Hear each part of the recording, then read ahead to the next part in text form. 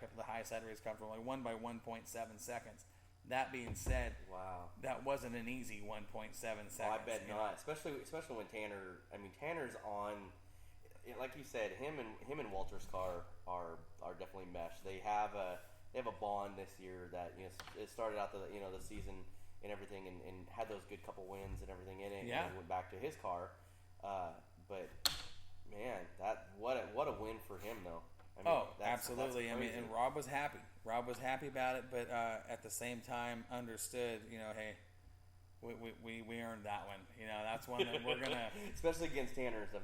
And it was just one of those deals where Joey is just, I mean, he's good in that crate car. He's just comfortable. I mean, I think that's the thing. He's just so comfortable, and he says that car is, and it's funny to hear, but he says that car is so easy to drive. Right. Evidently it must be, because you look how good he is in it. I mean, he can hop in and out of that car multiple times a year, and it never changes. Yeah, he's one of those guys that you just, Joey's in that car. He's going to be up somewhere near the top. Yeah.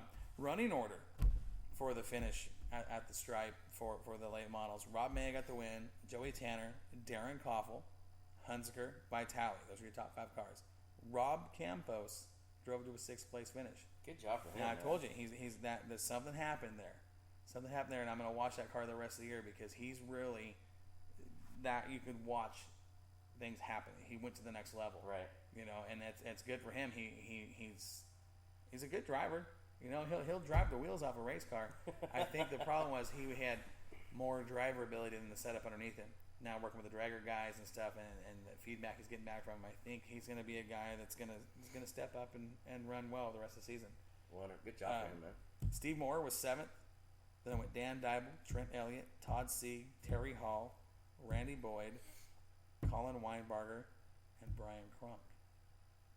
Listen to those last 2 cars. That's weird to see both of those guys. Well, here's the thing. This can be a game changer. Brian Cronk came in the points leader over Rob Maya. And finished last in the A-Main? And Maya got the win. Now, that points gap between Cronk and Maya wasn't a bunch.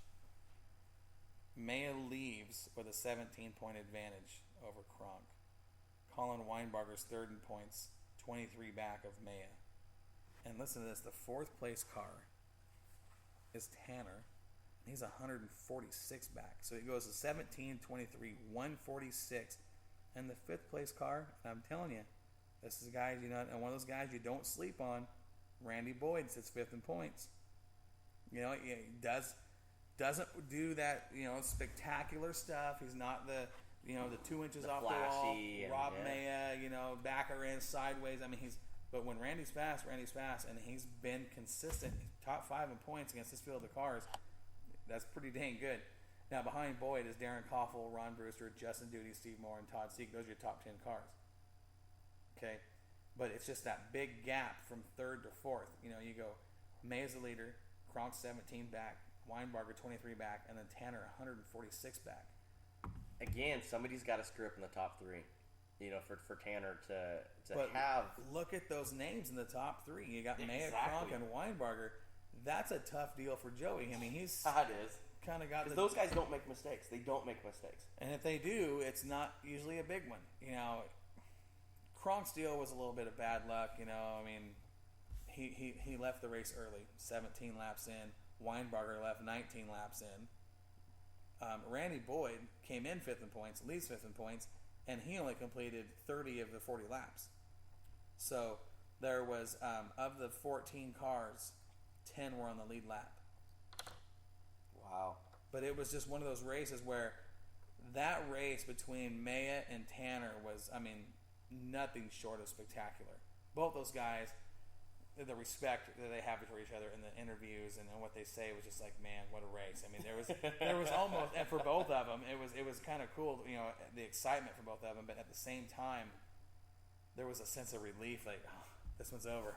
I'm glad. It was kind of like they were wore out. They really were, and those guys left it all on the track, man. It was awesome.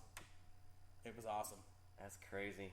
So, Yeah, we've been talking, man. We've been talking racing. This is our longest show ever. This is our longest show. I was looking at the thing. But it's we're cool. almost 3 hours into this. That's all right. It's dirt track, right.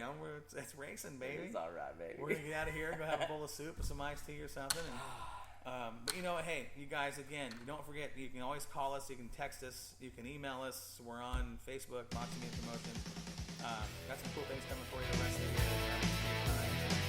We want to hear from you guys. We want to hear from the fans. All you guys, don't be afraid to give us a call, give us a text. Exactly. Crocker's Car call-in line. We had an issue and stuff with our call-in line, but it'll go back to our Moxie phone. NorthWest Trucking Academy, thank you for those guys coming on.